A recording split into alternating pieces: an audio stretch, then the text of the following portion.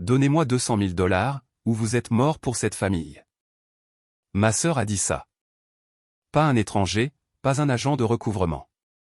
Ma sœur aînée, Megan, l'a dit 3 jours après que j'ai fait l'erreur de partager une bonne nouvelle avec les gens que je pensais aimer. Au dîner du dimanche, il y avait 7 personnes à cette table. L'une d'elles était mon avocat. L'une était le pasteur que ma mère avait invité pour me culpabiliser et m'obliger à obéir. Et au moment où nous sommes arrivés au dessert, la personne qui pleurait n'était pas moi. C'était Megan. Mais elle ne pleurait pas pour de l'argent. Avant de continuer, prenez un moment pour liker et vous abonner, mais seulement si cette histoire vous parle vraiment. Indiquez votre localisation et votre heure locale dans les commentaires. J'adore savoir d'où vous regardez tous. Je suis Théa. J'ai 31 ans. Je suis comptable dans une petite ville près de Columbus, dans l'Ohio. Maintenant, laissez-moi vous ramener à un mardi soir de mars, la nuit où j'ai décroché le téléphone et passé le pire coup de fil de ma vie. Je ne joue pas au loto. Je veux que ce soit clair. Je suis du genre à suivre chaque dollar dans un tableur et à apporter mon déjeuner au travail dans des Tupperware. Mais ce mardi-là, je me suis arrêté pour faire le plein à une station Speedway près de Westerville, et il y avait une affiche méga million sur le comptoir, 2 $. Je me suis dit, pourquoi pas? 4 jours plus tard, je suis assise dans mon appartement à fixer l'écran de mon téléphone, à vérifier les numéros pour la 3e fois, puis la 4e, puis la 5e. 1,2 million de $. Après impôts, environ 740 000 $. Encore assez pour changer ma vie, assez pour enfin acheter une maison, assez pour arrêter de louer, assez pour respirer. Et la toute première chose que j'ai faite avant d'appeler un conseiller financier, avant d'appeler un avocat, avant de faire quoi que ce soit qu'une personne intelligente ferait, j'ai appelé ma mère. Maman, tu ne vas pas me croire. Elle a crié. Je veux dire, elle a crié. Je pouvais l'entendre éloigner le téléphone de son oreille, criant dans la pièce d'à côté, Gérald. Théa a gagné au loto. Théa a gagné au loto. Et pendant un instant, j'ai ressenti quelque chose que je n'avais pas ressenti depuis des années. J'avais l'impression de leur appartenir à nouveau. En moins d'1 heure, papa a appelé. Sa voix était chaleureuse pour la première fois depuis des mois. Fier de toi, gamine. 3 mots que je poursuivais toute ma vie. En 2 heures, Megan a appelé. Douce comme du miel. Oh mon Dieu, Théa. Je suis tellement heureuse pour toi. Nous devrions fêter ça. Nous devrions faire un dîner de famille. Puis elle a posé une question qui semblait inoffensive à l'époque, alors, combien ça fait après impôt? Je lui ai dit parce que je lui faisais confiance, parce que j'étais encore assez stupide pour croire que les bonnes nouvelles pouvaient juste être de bonnes nouvelles dans cette famille. Pendant environ 2 heures, j'ai eu l'impression d'avoir à nouveau une famille. C'était le sentiment le plus cher de ma vie. Mercredi matin, même pas 24 heures plus tard, maman a appelé pendant que j'étais à mon bureau au travail. Voix décontractée, celle qu'elle utilise quand elle est sur le point de demander quelque chose mais veut que vous pensiez que c'est votre idée. Chérie, je voulais te dire, le toit fuit encore. Le devis est revenu à environ 15 000. Ne serait-ce pas merveilleux si nous pouvions enfin faire réparer ça? J'ai dit que j'y réfléchirais. Jeudi, papa a appelé. Pas de petite conversation, pas de « comment vas-tu » Juste, tu sais ce que ta mère et moi avons sacrifié. J'ai fait des doubles shifts pour que tu puisses aller à l'université. Voici le problème avec cette affirmation, c'est faux. Mon père a fait des doubles shifts, mais cet argent est allé aux factures, à l'équipement de Pom-Pom Girl de Megan, à un bateau qu'il a vendu 3 ans plus tard à perte. Mon université a été payée avec des prêts fédéraux, des prêts que je rembourse encore à 31 ans, mais je ne l'ai pas dit. Pas encore. Jeudi soir, Megan a rappelé. Le miel avait disparu. Théa, j'ai besoin de 200 000 $. Todd et moi nous noyons. Les cartes de crédit, le prêt hypothécaire. C'est grave. Tu as l'argent. C'est ce que fait la famille. 200 000 sur 740. Plus d'un quart de tout ce que j'avais. Je lui ai dit que j'avais besoin de temps pour réfléchir. À quoi y a-t-il à réfléchir? J'ai ouvert la bouche pour répondre, mais elle m'a coupé. Si tu dis non, ne prends pas la peine de te pointer dimanche. Elle a raccroché. Je suis restée assise dans mon appartement, lumières éteintes, téléphone toujours à la main. Il y a 3 jours, je n'étais personne pour ces gens. J'ai reçu un chèque et soudainement, toute la famille avait un droit sur ma vie. Je ne savais tout simplement pas encore à quel point ce droit était sur le point d'être organisé. Vendredi matin, mon téléphone a vibré avec un SMS d'un numéro que je n'avais pas vu depuis des mois, le pasteur David Patterson de l'église de maman. Théa, ta mère m'a contacté. Elle est inquiète pour toi. La générosité est une bénédiction. J'espère que tu prieras pour ça. Appelle-moi à tout moment. Donc, maman était allée à l'église. Bien sûr, elle l'avait fait. C'est le livre de jeu de Donna Andrew, quand la culpabilité ne fonctionne pas à la maison, rendez-la publique. Mais ce n'était pas le pire. Megan avait été occupée aussi. J'ai commencé à recevoir des SMS de la famille élargie, des gens qui ne me contactaient normalement qu'à Noël. Tante Diane, hey, ma chérie. Megan a appelé. Tout va bien? Oncle Bob, j'ai entendu dire qu'il y avait des tensions. La famille, c'est tout, Théa. Et puis celui qui m'a vraiment fait m'asseoir sur le sol de la salle de bain au travail. Grand-mère Ruth, 81 ans, la femme qui m'a appris à faire des tartes quand j'avais 9 ans. Son SMS disait « Je suis déçu par toi, ma chérie ». Megan l'avait eu. Megan avait appelé chaque personne de la famille et lui avait raconté sa version, la version où j'étais la méchante. J'ai revérifié mon téléphone, une notification de Facebook. Megan avait posté dans notre groupe familial « Priez pour notre famille ». Certaines personnes oublient ce que signifie le sang quand l'argent arrive. 14 réactions, 8 commentaires, tous soutenant Megan. Ensuite, j'ai pensé à quelque chose de pratique, quelque chose qui m'a fait trembler les mains. J'ai co-signé le prêt du camion de papa il y a 2 ans. S'il arrêtait de faire les paiements, mon score de crédit s'effondre. Je ne peux pas acheter une maison avec un crédit ruiné. Le compte d'épargne de maman, celui sur lequel je suis listé comme co-titulaire depuis 2019 quand elle avait besoin d'aide pour le configurer, elle peut y accéder à tout moment. Ils avaient un levier, un vrai levier, pas émotionnel, financier. Ce soir-là, j'ai ouvert mon ordinateur portable et j'ai commencé à faire quelque chose dont je n'avais encore parlé à personne. Je suis comptable. Les chiffres sont ce que je fais pour gagner ma vie. Mais d'une manière ou d'une autre, dans toutes les années où j'avais tranquillement aidé ma famille, je n'avais jamais tout additionné une seule fois. J'ai ouvert un tableur vierge ce vendredi soir, j'ai sorti mes relevés bancaires remontant à 2017. J'ai croisé les transferts Venmo, les reçus de virement, les chèques annulés. Cela m'a pris 4 heures. Mars 2019, $30 000 virés à Megan Andrew Cole.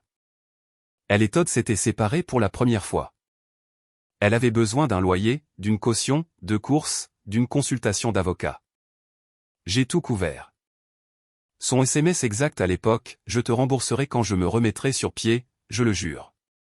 J'avais encore le message enregistré. Elle n'a jamais remboursé un centime. Juin 2021, $18 000 pour un Ford F-150 de 2017. Le vieux camion de papa est tombé en panne et il ne pouvait pas obtenir l'approbation pour un prêt seul. Je l'ai acheté directement. Quand je lui ai remis les clés, il a dit « On trouvera une solution ». Il n'y avait rien à trouver. Il n'en a tout simplement plus jamais reparlé. Ce camion est toujours garé dans son allée. Janvier 2022, $22 000 pour l'opération du genou de maman. L'assurance couvrait une partie, mais pas assez. J'ai payé le reste directement à l'hôpital. Quand je l'ai mentionné une fois, elle a dit « C'est ce que font les filles ». Octobre 2023, $17 000 de loyer pour l'appartement de Megan. Elle et Todd s'étaient séparés à nouveau. 6 mois que j'ai couvert. Elle est revenue vers Todd en avril 2024 et n'a jamais mentionné l'argent. J'ai fixé le bas du tableur. $87 000. $87 000. Je ne l'avais jamais vu comme un seul chiffre auparavant. J'avais toujours pensé à chacun comme une chose séparée. Une faveur ici, un cadeau là. Mais assise dans mon appartement à minuit, en regardant ce total, quelque chose a changé en moi. Je n'étais pas en colère, pas encore. J'étais juste réveillé. J'ai passé le samedi matin à faire les calculs de ce qui se passe si je ne fais rien. Si je donne $200 000 à Megan, je perds plus d'un quart de mes gains après impôt. La maison pour laquelle j'économise disparaît. Je retourne à la location, je retourne au déjeuner dans des Tupperware, je retourne à surveiller mon compte bancaire comme un moniteur cardiaque. Et Meghan apprend pour la 5e fois que crier assez fort fonctionne. Si je reste silencieuse et refuse, Meghan contrôle le récit. Elle a déjà retourné grand-mère Ruth. Elle a déjà impliqué l'église. Papa a le prêt du camion, s'il arrête de payer par dépit, mon crédit s'effondre. Maman a accès à ce compte d'épargne joint. Ils peuvent me presser sans jamais élever la voix. Mais c'était les calculs financiers. Le vrai calcul s'est produit à 14h14 le samedi quand mon téléphone a sonné et que l'écran affichait le numéro de Meghan. Ce n'était pas Meghan. Tata Théa. Une petite voix, tremblante. Maman dit que tu ne nous aimes plus. Est-ce vrai? Lily, 7 ans. L'enfant que j'emmène aux eaux chaque printemps. L'enfant qui m'a fait une carte à Noël dernier qui disait « Meilleure tante du monde », parce qu'elle n'avait pas appris à épeler « tante » encore. Meghan avait mis sa fille au téléphone. Ou Meghan avait dit ces mots devant sa fille, sachant qu'elle appellerait. Quoi qu'il en soit, elle a utilisé une enfant de 7 ans comme une arme. Lily, chérie, je t'aime. Cela ne changera jamais. Alors pourquoi maman pleure? J'ai fermé les yeux. Quelque chose en moi a basculé au-delà du point de réparation. Vous pouvez prendre mon argent. Vous pouvez me traiter d'égoïste devant chaque personne de cette ville, mais vous n'avez pas le droit d'utiliser une enfant de 7 ans pour me briser. C'est la limite. J'ai décroché le téléphone, appelé Rachel Whitfield, ma colocataire d'université, avocate en droit de la famille. Vendredi soir, je réchauffais une soupe restante quand Meghan a appelé à nouveau. Je l'ai laissé sonner 3 fois, puis j'ai décroché. As-tu réfléchi? Sa voix était plate, transactionnelle. J'ai réfléchi. Je ne te donnerai pas 200 000, Meghan. Silence. 2 secondes. 3. Alors, c'est ta réponse. C'est ma réponse. Plus de silence. Puis sa voix a chuté dans quelque chose que je reconnaissais. Le ton qu'elle utilisait quand elle voulait faire sentir à quelqu'un qu'il était petit. Elle le faisait depuis que nous étions enfants. Très bien, alors je dirai à Lily que tu as choisi l'argent plutôt qu'elle. N'implique pas Lily dans ça. Elle y est déjà. Elle m'a demandé pourquoi sa tante est égoïste. Elle a 7 ans, Meghan. Elle a demandé parce que tu lui as dit de le faire. Clic. J'ai fixé l'écran sombre. Ma soupe bouillait sur la cuisinière. Je n'ai pas bougé. 20 minutes plus tard, un SMS est arrivé. Pas de Meghan, de Todd. Simo, je suis désolé pour tout ça. Je l'ai lu 2 fois. Todd ne m'avait jamais envoyé de SMS directement. Pas une seule fois en 7 ans qu'il était marié à ma sœur. Il avait toujours été en arrière-plan. Le gars qui chargeait le lave-vaisselle pendant la fête de l'Action de grâce pendant que Meghan présidait à la table. Le gars qui hochait la tête quand Meghan parlait et disparaissait dans le garage quand elle ne le faisait pas. Mais il était là. 6 mots, pas de contexte, pas de suivi. J'ai presque répondu. Au lieu de cela, j'ai enregistré le message et j'ai posé le téléphone face vers le bas sur le comptoir. Je ne savais pas encore ce que signifiait le SMS de Todd, mais je l'ai classé dans la même partie de mon cerveau où je classe les choses qui ne s'additionnent pas. Des chiffres qui semblent petits au début, mais qui finissent par compter plus que tout le reste sur le tableur. Ma soupe avait brûlé. J'ai mangé des céréales à la place. Samedi matin, 8h07. Je connais l'heure exacte parce que je tenais encore mon café quand le nom de papa s'est allumé sur mon écran. Gérald Andrew n'appelle pas avant midi à moins que quelqu'un ne soit mort ou qu'il soit en colère. Personne n'était mort. Tu donneras à ta sœur ce qu'elle a demandé. Pas de bonjour, pas de « matin, gamine ». Juste un ordre délivré avec la même voix qu'il utilisait quand j'avais 12 ans et que je traînais de la boue sur le tapis. Papa, ce n'est pas comme ça que ça fonctionne. Je ne t'ai pas élevé pour être comme ça. Tu n'as pas payé pour mon université, papa. C'est moi qui l'ai fait. Silence. Le plus long silence que j'ai jamais entendu de mon père. Gérald Andrew a toujours quelque chose à dire. Il a des opinions sur tout. Le football, la politique, comment ses voisins tondent leur pelouse. Mais quand j'ai dit cette phrase, il n'y avait rien. Juste le bruit de Fox News en arrière-plan. Quand il a finalement parlé, sa voix était plus dure, dîner du dimanche, sois là. Et apporte une meilleure attitude. Je serai là, mais j'apporte autre chose. Il a raccroché. Je me suis assise à ma table de cuisine et j'ai réalisé que je tremblais. Pas de peur, du fait que je venais de répondre à mon père pour la première fois en 31 ans, et que le ciel ne s'était pas effondré. La terre ne s'est pas fendue. J'étais toujours là, toujours en train de respirer, tenant toujours une tasse de café qui devenait froide. J'ai appelé Rachel. Elle a décroché à la première sonnerie. « Es-tu sûr de ça ?» a-t-elle demandé. Je n'ai jamais été aussi sûr. Alors je serai là à 16h30. Porte quelque chose de confortable. Et, Théa, ne les laisse pas te voir transpirer. J'ai raccroché et j'ai ouvert le tableur une fois de plus. 87 000. Je l'ai imprimé, chaque page. Puis j'ai tout mis dans un dossier et je l'ai posé près de la porte d'entrée. D'accord, je dois faire une pause ici une seconde. D'après mon expérience, des moments comme ceux-ci, où votre propre père vous dit que vous lui devez quelque chose, cela ne vienne pas de nulle part. Il a perdu son emploi 5 ans avant ça. Il était assis à la maison à regarder sa fille cadette devenir plus stable financièrement qu'il ne l'avait jamais été. Je ne l'excuse pas, mais je comprends la blessure en dessous. Maintenant, voici ce que je veux vous demander, quand Meghan m'a dit qu'elle retournerait Lily contre moi, pensez-vous qu'elle bluffait, ou pensez-vous qu'elle aurait réellement été jusqu'au bout? Dites-le moi dans les commentaires. Revenons à l'histoire. Samedi après-midi, j'avais besoin de lait et d'œufs. Des choses normales. Le genre de course qui vous rappelle que le monde existe encore en dehors de votre drame familial. J'ai conduit jusqu'au Crozet-sur-Main. Je chargeais des sacs dans mon coffre quand j'ai entendu mon nom. Théa, attends. Todd Cole se tenait 2 places plus loin, tenant un galon de jus d'orange et un sac de couches. Attendez, pas des couches. Des pulls UPS pour Lily. Elle était propre depuis des années, mais elle en utilisait encore la nuit parfois. Meghan détestait en parler, mais je le savais parce que Lily me l'avait dit une fois lors d'une sortie au zoo, en chuchotant comme si c'était un secret classifié. Todd avait l'air terrible. Des cernes sous les yeux, une barbe de 3 jours. Sa veste Carhartt avait une tache de graisse sur la manche que j'étais presque sûr d'être là depuis Noël. Je ne savais pas pour l'appel téléphonique à Lily, a-t-il dit.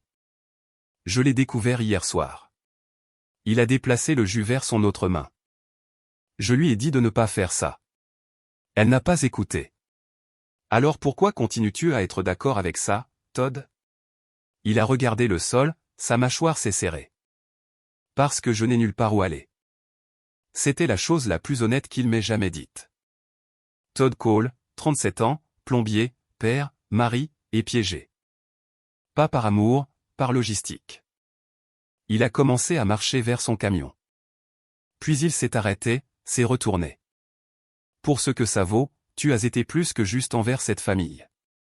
Je voulais juste que tu saches que quelqu'un voit ça. Il est monté dans son camion et a quitté le parking. Je suis resté là, sur le parking du Crozet, tenant mes œufs et pensant à ce que Todd savait qu'il ne disait pas, parce que cet homme portait quelque chose de plus lourd qu'un gallon de jus d'orange. Il savait exactement combien sa femme devait. Et ce n'était pas seulement à moi. Samedi soir, j'étais assise sur mon canapé avec le dossier sur la table basse à parcourir les impressions une fois de plus quand mon téléphone a vibré. Tante Diane. Je me suis préparé. Meghan l'avait appelé. C'était probablement la prochaine vague. Meghan m'a appelé hier, a dit Diane. M'a dit que tu refuses d'aider la famille. Diane, Je n'ai pas appelé pour te faire la leçon, ma chérie. Je me suis arrêté. Diane Andrew a 54 ans. Elle enseigne en 4e année à l'école primaire Millbrook. Elle est la sœur cadette de mon père, et c'est la personne la plus calme de la famille Andrew, ce qui signifie qu'elle est soit la plus intelligente, soit la plus effrayée. Je n'ai jamais été sûr de laquelle.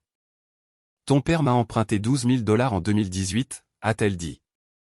N'a jamais remboursé un centime. Quand j'ai demandé, il a arrêté de répondre à mes appels pendant 6 mois. Je ne savais pas ça.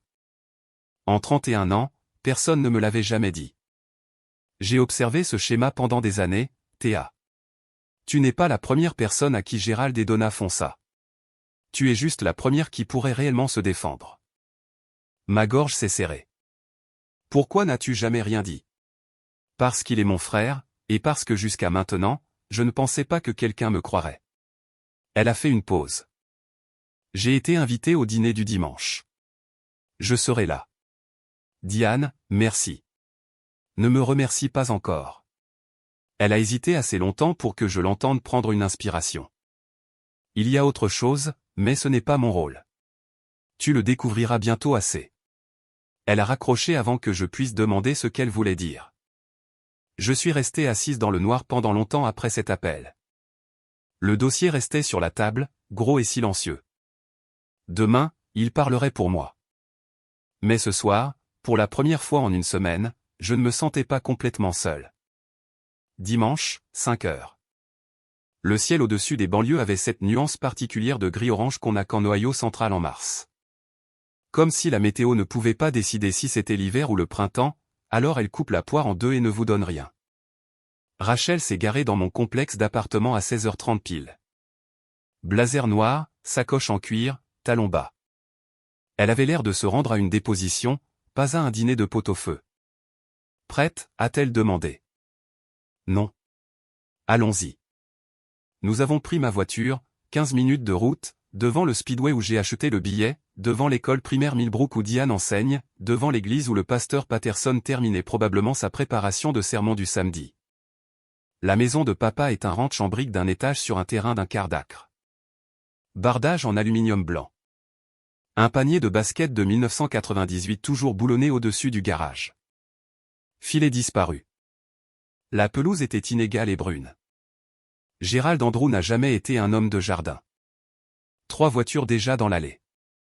La Buick grise du pasteur Patterson, la Subaru de Diane, la mini-fourgonnette de Megan et Todd. Et là, garé juste devant, le Ford F-150 de 2017 que j'ai acheté pour $18 000. Bleu, pare-choc chromé, boue sur les passages de roues. J'ai pris le dossier sur le siège arrière. Rachel a attrapé sa sacoche. Maman a ouvert la porte d'entrée avant que nous ne frappions. Elle portait son bon chemisier, celui avec les petites fleurs qu'elle garde pour l'église. Ses yeux sont allés directement à Rachel. Qui est-ce? C'est Rachel, mon amie. Elle se joint à nous pour le dîner. Le sourire de Donna s'est aminci. Je suis entré. La maison sentait le pot-au-feu et les pommes de terre. Fox News murmurait depuis le salon. La table de la salle à manger était déjà mise. Cette place soigneusement disposée. J'ai immédiatement remarqué où il m'avait mise, directement en face de papa, comme une accusée face à un juge. Tout le monde était déjà assis quand nous sommes entrés. Gérald au bout de la table. Megan à sa droite, mascara fraîchement appliqué, menton haut. Todd à sa gauche, main à plat sur la table, fixant la salière. Diane à l'autre bout, calme, observant tout. Le pasteur Patterson était assis à côté de la chaise vide de maman, Bible reposant sur son genou. Quelqu'un avait installé une chaise pliante dans le coin près de la fenêtre pour Rachel. Rachel a regardé la chaise, m'a regardé, et s'est assise sans un mot. Elle n'avait pas besoin d'être à la table, elle avait juste besoin d'être dans la pièce. Maman a apporté le pot-au-feu, l'a posé au centre. Personne ne s'est servi. Gérald n'a pas attendu. Finissons avec ça. Donna s'est assise et a attrapé le bras du pasteur. Théa, le pasteur Patterson est ici parce que nous t'aimons. Nous sommes inquiets pour toi. Patterson s'est raclé la gorge. Théa, ta mère me dit qu'il y a eu des tensions dans la famille. La famille est le premier don de Dieu. La générosité est. Pasteur, avec respect, vous a-t-on raconté toute l'histoire? Il a cligné des yeux. Megan ne lui a pas donné le temps de répondre. Toute l'histoire, c'est que tu as gagné $1 million et que tu ne veux pas aider ta propre famille. Gérald a tapoté la table avec 2 doigts. Ça suffit, Théa. Nous ne demandons pas tout. Aide juste ta sœur. C'est ce que font les bonnes personnes. Les yeux de Donna étaient déjà rouges, elle préparait les larmes à l'avance. Je ne t'ai pas élevée pour être froide. J'ai regardé autour de la table. La mâchoire de Gérald était serrée. Les bras de Megan étaient croisés. Donna s'essuyait les yeux avec une serviette qu'elle avait tirée de ses genoux. Patterson avait l'air mal à l'aise. Diane n'avait pas bougé. Je n'ai rien dit. Pas encore. Au lieu de cela, je me suis penché, j'ai pris le dossier, et je l'ai posé sur la table entre le pot-au-feu et la corbeille à pain. Chaque œil dans la pièce a atterri dessus. Le dossier était marron uni, format lettre, d'environ un quart de pouce d'épaisseur. Il était assis là à côté de la corbeille à pain comme une mine terrestre déguisée en déclaration de revenus. Avant que j'ouvre ça, ai-je dit, j'ai une question. Personne n'a parlé. Le pot-au-feu fumait. Fox News vrombissait depuis l'autre pièce. Quelque part dehors, un chien a aboyé. Je me suis tourné vers Meghan. Combien penses-tu m'avoir donné au total? Ses sourcils se sont froncés. Quoi? En 31 ans, combien d'argent m'as-tu donné? Une somme précise. Ce n'est pas ça la question, Théa. C'est exactement la question. Je me suis tourné vers Gérald. Papa, même question. Combien m'as-tu donné financièrement depuis mes 18 ans? Il s'est redressé sur sa chaise. La veine sur sa tempe que je connais depuis toujours, celle qui ressort quand il est acculé, a battu une fois. Nous t'avons donné un toit. Nous t'avons donné à manger. Nous t'avons donné la vie. Je suis parti à 18 ans. Je subviens à mes besoins depuis, prêt, loyer, tout. La main de Donna s'est posée sur sa poitrine. J'ai regardé ma mère, la femme qui me tressait les cheveux avant l'école, qui restait debout tard pour fabriquer mes costumes de Halloween quand j'étais petite, qui, une fois quand j'avais 8 ans, a conduit 50 km pour m'apporter mon projet de science oublié à l'école. Je l'aime. Je veux que vous sachiez que je l'aime, même maintenant. Non, maman. Je n'ai jamais tenu les comptes, mais vous m'avez forcé à compter. J'ai ouvert le dossier. La pièce est devenue silencieuse d'une manière que je n'avais jamais connue dans cette maison. C'était une famille qui remplissait chaque seconde de bruit, de disputes, de matchs de football, d'opinions sur les voisins. Mais quand ces pages sont sorties, le seul son était le craquement du papier. La première page était une impression d'une confirmation de virement bancaire datée du 14 mars 2019, $30 000 envoyés de mon compte à Meghan Andrew Cole. Je l'ai lu comme j'aurais lu un relevé financier au travail. Calme, précise, sans émotion. Mars 2019. $30 000 virés à Meghan. Objet, loyer, dépôt de garantie, course et une consultation juridique lors de sa première séparation avec Todd. Le menton de Meghan s'est levé. C'était un cadeau. J'ai sorti la deuxième page, une capture d'écran d'un SMS, la date et l'heure clairement visible. Le texte exact de Meghan, le 16 mars 2019, je te rembourserai quand je serai de nouveau sur pied. Je le jure. Tu n'as jamais remboursé un centime. Rachel s'est levée de sa chaise pliante, s'est approchée et a posé une copie du document devant le pasteur Patterson. Il l'a regardé comme un homme regarde une lettre qu'il ne s'attendait pas à recevoir. J'ai continué. Octobre 2023, $17 000, 6 mois de loyer pour l'appartement de Meghan, sa deuxième séparation avec Todd. Le visage de Meghan changeait. Le défi était toujours là, mais quelque chose en dessous était en train de basculer. La première fissure dans le mur. C'était différent. J'étais dans une mauvaise passe. Je sais que tu l'étais, et j'ai aidé. Ton texte de cette période ici en page 4 dit, je promets que je me rattraperai. Tu ne l'as pas fait. J'ai posé les pages et j'ai regardé le pasteur Patterson. Il lisait le document que Rachel lui avait donné, ses lunettes posées sur le bout du nez. Il a levé les yeux vers Donna, puis est revenu à la page. J'ai observé son visage attentivement. C'était un homme qui était entré dans cette maison il y a 40 minutes, croyant qu'il était là pour conseiller une fille égoïste. Il lisait maintenant la preuve que l'histoire qu'on lui avait racontée manquait d'environ 60 pages. Il n'a rien dit pour l'instant, mais sa mâchoire s'est crispée. Je suis passé à la section suivante du dossier. Juin 2021, $18 000. Un Ford F-150 de 2017 pour Gérald Andrew. J'ai regardé mon père. Il a grippé le bord de la table avec ses deux mains. Papa, as-tu effectué un seul remboursement? Il n'a pas répondu. La veine sur sa tempe battait à nouveau. Le camion, son camion, celui qu'il conduisait chaque semaine à la quincaillerie, chez le barbier et au centre des anciens combattants, était garé juste dehors dans l'allée. Tout le monde à table pouvait le voir par la fenêtre. Je suis passé à la page suivante. Janvier 2022, 22 000 $. Chirurgie du genou de maman. L'assurance a couvert une partie. J'ai payé le solde restant directement à l'hôpital. Le visage de Donna s'est effondré. Je suis ta mère. C'est ce que font les enfants. Alors que font les parents, maman? Pas de réponse, juste le bruit de Donna pliant et dépliant sa serviette. Total sur 8 ans. J'ai posé la page de synthèse finale à plat sur la table. Le chiffre était imprimé en bas. Simple, propre, sans commentaire, 87 000 $. C'est ce que cette famille me doit, pas l'inverse. J'ai fermé le dossier. Je ne l'ai pas claqué. Je n'ai pas élevé la voix. J'ai juste appuyé sur la couverture et posé mes mains à plat de chaque côté. Diane a parlé la première. Elle était restée silencieuse pendant tout le dîner, et quand sa voix est sortie, elle a tranché l'air de la pièce comme l'air froid à travers une porte ouverte.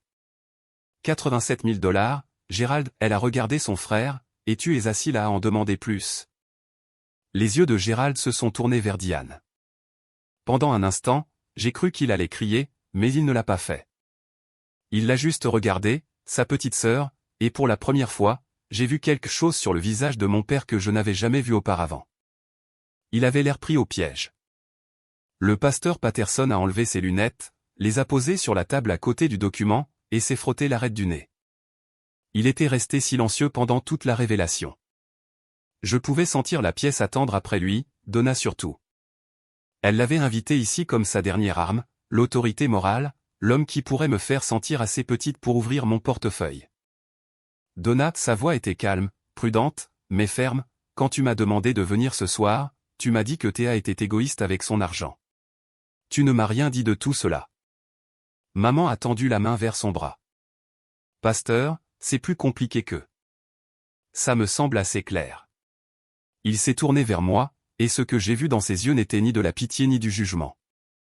C'était quelque chose qui ressemblait à du respect. Je vous dois des excuses, jeune fille. Je suis venu ici ce soir avec des informations incomplètes. C'était mon erreur, et j'en suis désolé. Megan a frappé la table de la paume de la main. C'est une affaire de famille privée. Elle n'avait pas le droit d'amener un avocat et des feuilles de calcul à une table de dîner. Je n'ai pas élevé la voix. Tu l'as rendu public quand tu as posté sur Facebook, Megan. Tu l'as rendu public quand maman a appelé le pasteur. Je finis juste ce que tu as commencé. La pièce est devenue immobile. Megan a ouvert la bouche, l'a refermée. Son mascara coulait maintenant, 2 fines lignes noires traçant des chemins sur ses joues. Patterson a repoussé sa chaise et s'est levé. Il a ramassé sa Bible. Je pense que j'en ai assez entendu. Donna, Gérald, je vous encourage tous les deux à réfléchir profondément à cela. Il a fait le tour de la table, s'est arrêté devant moi et a tendu la main. Je lui ai serré la main. Puis il a fait un signe de tête à Rachel, qui n'avait pas dit un seul mot de toute la soirée. Il est sorti. La porte d'entrée s'est refermée derrière lui et la pièce a exhalé. Le rôti était devenu froid. Personne n'avait touché à la nourriture. La corbeille à pain restait intacte à côté du dossier comme une nature morte que quelqu'un peindrait et intitulerait Famille américaine Mars. J'ai attendu que le bruit du moteur de la voiture de Patterson s'éloigne de l'allée. Puis j'ai parlé. Je ne demande à personne de me rembourser. Je ne suis pas là pour me venger, mais j'ai besoin que tout le monde à cette table entende ce qui va se passer ensuite. Les yeux de Gérald étaient tournés vers la fenêtre. Donna agrippait sa serviette avec ses 2 mains. Megan essuyait son mascara avec le revers de son poignet. Todd fixait à nouveau la salière. 1. Je retire mon nom du compte d'épargne de maman demain matin. Donna a tressailli. 2. Je refinance le co-signataire du camion de papa. Si la banque l'approuve, mon nom est retiré. Sinon, je vous donne 90 jours pour trouver un nouveau co-signataire. Gérald n'a pas bougé. 3. Il n'y aura plus de prêts, plus de cadeaux déguisés en obligations. Si quelqu'un dans cette famille a besoin d'une aide financière, nous en discuterons comme des adultes. Pas avec de la culpabilité, pas avec des pasteurs, pas avec des menaces. J'ai fait une pause. Laissez le silence agir. Et 4. J'ai regardé directement Meghan, si tu utilises encore Lily contre moi, ne serait-ce qu'une fois, tu n'auras plus de nouvelles de moi. Non pas parce que je ne l'aime pas, mais parce qu'elle mérite mieux que d'être l'arme de quelqu'un. La lèvre inférieure de Meghan a tremblé, mais elle n'a rien dit. Rachel était assise dans le coin, les mains croisées sur ses genoux. Elle n'avait pas ouvert sa sacoche, n'avait produit aucun document, n'avait pas dit un seul mot de toute la nuit. Elle n'en avait pas besoin. Sa seule présence, une avocate, assise dans la pièce, entendant tout, était la chose la plus silencieuse et la plus lourde à cette table. Je ne suis pas là parce que je déteste cette famille. Je suis là parce que c'est la dernière fois que je m'assieds à une table où aimer quelqu'un signifie le laisser profiter de moi. Gérald a repoussé sa chaise. Les pieds ont raclé le linoléum, un son qui a tranché le silence comme une lame. Il s'est levé, ne m'a pas regardé, n'a pas regardé Diane, n'a regardé personne. Il est juste allé dans le couloir, a tourné à gauche dans la chambre principale et a fermé la porte. Pas de cri, pas de mots de la fin, juste le clic silencieux d'une porte venant d'un homme à court d'arguments et qui n'avait pas le vocabulaire pour autre chose. Donna s'est levée et l'a suivi. Gérald. La porte de la chambre est restée fermée. Maman est restée dans le couloir pendant quelques secondes, la main sur la poignée de porte. Puis elle s'est tournée et est allée à la cuisine. J'ai entendu l'eau couler. Elle faisait la vaisselle. Le rôti n'avait pas été servi, et elle faisait déjà la vaisselle. Cela nous laissait à 5 à table. Meghan pleurait ouvertement maintenant. Pas les larmes performatives de tout à l'heure. De vraies larmes. Salissantes. Celles qui font couler le nez et brisent la voix. Tu as ruiné cette famille, a-t-elle dit. Et puis Todd a parlé. Non, Meghan, elle ne l'a pas fait. Toutes les têtes se sont tournées. Todd Cole, le mari en arrière-plan, celui qui hoche la tête, qui remplit le lave-vaisselle, l'homme qui n'avait jamais élevé la voix dans cette maison, était assis bien droit sur sa chaise, et son visage était rouge vif. Nous devons 42 000 $ de dette de carte de crédit. Tu le sais. Je le sais. Mais tu ne l'as jamais dit à tes parents.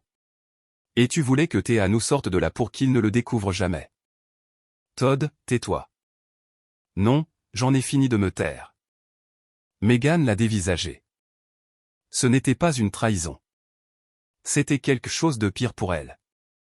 C'était la vérité venant de la seule personne dont elle supposait qu'il ne la dirait jamais à voix haute. Elle a regardé autour de la table. Diane, moi, Rachel. Personne n'allait la sauver. Meghan a couvert son visage de ses deux mains et a sangloté. Elle ne pleurait pas pour l'argent. Elle pleurait parce que le dernier secret qu'elle avait disparu. Je veux faire une nouvelle pause. Je sais que certains d'entre vous pensent peut-être, Théa, Todd vient de faire exploser son propre mariage à ta table. Et honnêtement, j'ai pensé la même chose, mais voici ce que j'ai réalisé plus tard, Todd regardait Meghan mentir à tout le monde depuis des années, et il était épuisé. Parfois, les gens n'explosent pas à cause d'un moment, ils explosent à cause de 1000 moments de silence qui l'ont précédé. Alors, voici ma question, pensez-vous que Todd a eu raison de dire cela à table, ou aurait-il dû le dire à Meghan en privé d'abord? Donnez votre avis dans les commentaires. Bon, retour au dîner. Lundi matin, 9h15. Je suis entré à la First Federal Credit Union sur Broad Street et j'ai demandé à retirer mon nom d'un compte d'épargne joint. Le guichetier, une femme nommée Karen, qui traitait mes dépôts depuis 6 ans, a regardé l'écran, puis moi. Êtes-vous sûr de cela? Je n'ai jamais été aussi sûr. Cela a pris 20 minutes. Quand je suis sorti, le vent de mars a frappé mon visage, et je suis resté sur le trottoir un moment, à respirer. Une de faite. Mardi, j'ai appelé la banque au sujet du prêt du camion de papa, j'ai rempli les papiers pour un refinancement. L'agent de prêt m'a dit que le processus prendrait 60 à 90 jours. Nous aurons besoin de la coopération de l'emprunteur principal, a-t-il dit. Je lui ai dit que je comprenais. Mercredi, silence de Gérald, silence de Meghan. Jeudi, Donna a appelé. J'ai décroché parce qu'elle est ma mère et que certains instincts ne meurent pas en une semaine. Tu as déchiré cette famille, Théa. J'ai posé une limite, maman. C'est différent. Elle a raccroché. Vendredi, une lettre est arrivée. Pas un email, pas un SMS. Une lettre manuscrite dans une cursive tremblante que j'ai immédiatement reconnue, grand-mère Ruth. Chère Théa. Je n'ai entendu qu'un seul son de cloche. Je suis désolé de t'avoir jugé. Ton grand-père aurait été fier de toi. Viens me voir quand tu seras prête. Je t'aime, grand-mère. Je me suis assise à ma table de cuisine et j'ai pleuré pour la première fois de la semaine. Pas à cause des excuses, mais parce que cela signifiait que quelqu'un dans ma famille pouvait entendre la vérité et changer d'avis. Ce week-end-là, Diane a appelé. Je veux que tu saches quelque chose. Gérald a emprunté $8000 à ta grand-mère en 2020. Elle ne l'a jamais dit à personne. Il ne l'a jamais remboursé. J'ai fermé les yeux. Le chiffre ne m'a pas surprise. Le schéma, oui. Tu n'es pas la seule, Théa. Tu es juste la plus courageuse. 2 semaines après le dîner du dimanche, Diane m'a dit que Megan et Todd avaient commencé une thérapie de couple. Je n'ai pas demandé de détails. Ce n'était pas mes affaires, mais Diane m'en a offert un. Todd a tout dit au conseiller. La dette, l'appel téléphonique avec Lily, tout. J'ai ressenti quelque chose de compliqué en entendant cela. Pas de la satisfaction, pas exactement de la tristesse, juste la lourdeur de savoir qu'un dîner avait fissuré plus que ce que j'avais prévu. Todd m'a appelé une fois, brièvement, directement. J'aurais dû parler il y a des années. Je suis désolé de ne pas l'avoir fait. Il est resté silencieux une seconde, puis, Lily s'ennuie de toi. Elle me manque aussi. C'était toute la conversation. Megan n'a pas appelé. Pas un SMS, pas un email, pas un signe de vie. Mais 3 semaines après le dîner, quelque chose est arrivé auquel je ne m'attendais pas. Mon téléphone a vibré à 20h42 un jeudi. Le numéro de Megan. L'orthographe, les lettres minuscules, le fait que tante était encore écrit de cette façon. Ce n'était pas Megan. C'était une enfant de 7 ans qui avait trouvé comment ouvrir le téléphone de sa mère. J'ai appelé Rachel. Ma voix tremblait. Megan peut-elle légalement m'empêcher de voir Lily? Rachel a soupiré. Dans l'Ohio, les tantes n'ont pas de droit de garde ou de visite formelle, mais tu n'es pas dans un litige de garde. Tu peux tendre la main par l'intermédiaire de Todd. J'ai envoyé un SMS à Todd ce soir-là. Simple, dis à Lily que je l'aime. Je l'aimerai toujours. Il a répondu en 2 minutes, elle le sait. Elle m'a dit qu'elle t'avait envoyé un SMS sur le téléphone de Megan. Megan ne le sait pas. Une petite fille de 7 ans volant le téléphone de sa mère pour dire à sa tante qu'elle s'ennuie d'elle. Cet enfant sait qu'il aime vraiment. Les enfants savent toujours. Voici ce qu'il en est des petites villes en dehors de Columbus, tout le monde va aux 3 mêmes endroits, le Crochet, le Speedway et l'église. Et dans une ville comme la nôtre, l'information n'a pas besoin d'Internet. Elle a les livraisons de plats préparés et les conversations sur le parking du pasteur. Le pasteur Patterson n'a dit à personne les détails. C'est un homme discret et je respecte cela. Mais le dimanche suivant, il a fait un sermon. Le sujet, le péché d'utiliser la générosité comme une arme. Il n'a nommé personne. Il n'en avait pas besoin. Donna était assise au 3e banc. Au moment où Patterson a atteint son 2e point, quelque chose sur le fait que le vrai don ne vient pas avec une laisse, Donna s'est levée, a attrapé son sac à main et est sortie. Diane m'a raconté cela plus tard. Elle a dit que le banc a grincé quand maman s'est levée, et personne ne l'a regardé, mais tout le monde l'a vu partir. Dans les semaines qui ont suivi, les téléphones ont commencé à sonner, mais cette fois, ils sonnaient pour moi. Oncle Bob a appelé, je ne connaissais pas toute l'histoire, Théa. Je suis désolé d'avoir pris parti avant d'avoir les faits.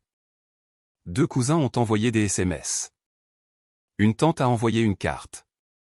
Pas tout le monde, pas un défilé, mais assez. Megan a discrètement supprimé son post Facebook, celui sur la prière pour la famille, celui avec 14 réactions. Il a juste disparu un après-midi comme s'il n'avait jamais existé. Mais les captures d'écran vivent pour toujours, et je savais qu'au moins 3 membres de la famille avaient déjà vu l'original. Gérald n'a toujours pas appelé, pas un mot. Donna a appelé Diane 2 fois, mais pas pour s'excuser, pour se plaindre. Théa nous a humiliés dans notre propre maison, a-t-elle dit à Diane. Diane a dit, non, Théa a dit la vérité dans ta maison. Ce n'est pas la même chose. Je n'ai demandé à personne de prendre parti. Mais pour la première fois de ma vie, je n'ai pas eu à prouver que je méritais d'être cru. 3 mois plus tard, le refinancement a été effectué. Mon nom a été retiré du prêt du camion de Gérald. L'agent de la Caisse Populaire a appelé pour confirmer, et j'ai dit « Merci », j'ai raccroché, et je suis resté assise dans ma voiture sur le parking pendant 10 minutes à ne faire absolument rien. C'était fait. Le dernier lien financier me connectant aux décisions de mon père était coupé. J'ai acheté une maison, rien d'extraordinaire, un Cape Cod de 2 chambres sur Elm Street avec un petit jardin et un Porsche. Le genre de maison pour laquelle j'économisais depuis mes 23 ans. Elle avait besoin de nouvelles gouttières, et les armoires de cuisine dataient de 1987. Mais c'était la mienne. Mon nom, mon prêt, ma porte d'entrée. Je ne l'ai pas posté sur les réseaux sociaux, je n'ai pas envoyé d'annonce. Les seules personnes qui sont venues à la pendaison de crémaillère étaient Rachel, Diane, et à ma surprise, Todd avec Lily. Megan savait. Todd lui avait dit où ils allaient. Elle n'a pas objecté. Rachel a apporté du vin. Diane a apporté une fougère en pot dont elle a dit qu'elle nous survivrait à tous si on l'arrosait juste le dimanche. Todd a apporté une boîte à outils et a resserré la poignée lâche de ma porte arrière sans qu'on le lui demande. C'est le genre d'homme qu'est Todd. Il répare les choses tranquillement. Lily a marché dans chaque pièce avec ses mains derrière le dos comme si elle inspectait les lieux. Elle s'est arrêtée dans la 2e chambre. C'était vide, juste des murs blancs et de la moquette et une fenêtre donnant sur le jardin. Est-ce que c'est ma chambre pour les soirées pyjama? Je me suis agenouillé. Si tu veux que ce soit le cas. Elle m'a serré fort. Le genre de câlin qui signifie qu'un enfant l'a gardé en réserve pendant des semaines. J'ai aussi mis de côté $30 000 dans un fonds d'éducation 529 pour Lily. Personne d'autre que moi n'y est inscrit. Personne dans la famille n'est encore au courant. Certains cadeaux n'ont pas besoin de public. 3 mois. Gérald Andrew n'a pas appelé sa plus jeune fille depuis 3 mois. Je sais qu'il est vivant parce que Diane me donne des nouvelles que je ne demande pas. Il tond la pelouse. Il va au centre des anciens combattants les mardis. Il regarde les buquets les samedis. Il fait tout exactement comme avant, sauf qu'il ne décroche plus le téléphone pour m'appeler. Donna appelle parfois. Chaque conversation suit le même schéma. Elle commence par des banalités, la météo, la nouvelle clôture du voisin, quelque chose qu'elle a vu aux informations du matin. Puis elle glisse dedans, j'aimerais juste que les choses reviennent à la normale, Théa. Et à chaque fois, je dis la même chose, je t'aime, maman, mais je ne m'excuserai pas d'avoir posé des limites. Elle soupire. Nous disons au revoir. Elle n'appelle plus avant une semaine ou 2. Je n'attends pas d'excuses. J'ai fait la paix avec la possibilité qu'elle n'arrive jamais. Mais je ne ferme pas la porte non plus. La porte est juste là. Elle est déverrouillée. Ils savent où j'habite, littéralement, parce que c'est une petite ville. Et Diane a donné ma nouvelle adresse à Donna. Ils ont juste besoin de la franchir sans une demande à la main. Je ne sais pas ce qu'il sait. Peut-être qu'il sait qu'il me doit de l'argent. Peut-être qu'il sait qu'il me doit plus que de l'argent. Peut-être qu'il est juste assis sur le porche parce qu'il a 60 ans et qu'il est fatigué et qu'il ne sait pas comment dire j'ai eu tort parce que personne ne lui a jamais appris comment. Je n'ai pas perdu ma famille. J'ai perdu la version de ma famille qui exigeait que je rapetisse pour qu'il puisse se sentir grand. Je ne vous ai pas raconté cette histoire pour que vous détestiez ma famille. Ce sont de vraies personnes avec une vraie douleur. Mon père a perdu son emploi et avec lui la seule identité qu'il s'était jamais construite, pourvoyeur, chef de famille, l'homme qui fait les heures supplémentaires. Quand cela a disparu, il ne savait plus qui il était. Alors, il s'est accroché à la seule chose qui lui restait, l'autorité. Et l'autorité sans contribution se transforme en contrôle. Ma mère a appris l'amour d'une génération qui ne le séparait pas de l'obligation. Dans son esprit, famille signifie que tu donnes tout et que tu ne poses pas de questions. Elle n'essayait pas de me manipuler. Elle croit sincèrement que c'est comme ça que ça doit fonctionner. Elle n'a juste jamais considéré que le don ne circulait que dans une seule direction. Megan n'a jamais appris à se débrouiller seule parce qu'elle n'a jamais eu à le faire. Elle était l'enfant aîné, la jolie, celle qui a eu la robe de bal et l'attention. Et quand la vie est devenue dure, quand les cartes de crédit se sont accumulées et que le mariage s'est fissuré, elle a atteint le seul outil qu'elle connaissait, le portefeuille de quelqu'un d'autre. Je comprends tout cela. Comprendre n'est pas la même chose qu'accepter. Tu peux aimer quelqu'un et dire quand même que ça suffit. Tu peux regretter quelqu'un et refuser quand même de revenir à la version de toi-même qui les rendait à l'aise. Tu peux laisser une porte ouverte et protéger quand même ce qu'il y a à l'intérieur de ta maison. Si vous êtes la personne dans votre famille qui donne et donne et donne, celle qu'ils appellent quand ils ont besoin d'argent, mais pas quand ils ont besoin d'écouter, je veux que vous m'entendiez, vous n'êtes pas égoïste pour avoir posé une limite. Vous n'êtes pas froide pour demander à être traité comme une personne au lieu d'un compte bancaire. Vous n'êtes pas le méchant. Vous survivez. Et c'est suffisant. C'est mon histoire. Je ne sais pas comment elle se termine parce que je la vis encore. Peut-être que Gérald appellera un jour. Peut-être pas. Mais je sais que la version de moi qui était assise à cette table de dîner calme, préparée et ayant fini de s'excuser d'exister, c'est la version que je veux continuer d'être. Si cette histoire a signifié quelque chose pour vous, s'il vous plaît aimez, partagez et abonnez-vous. Et si vous avez votre propre moment de dîner du dimanche, celui où vous avez enfin cessé de rapetisser, j'adorerais l'entendre dans les commentaires. Il y a une autre histoire qui vous attend dans la description. Elle m'a tout autant touché.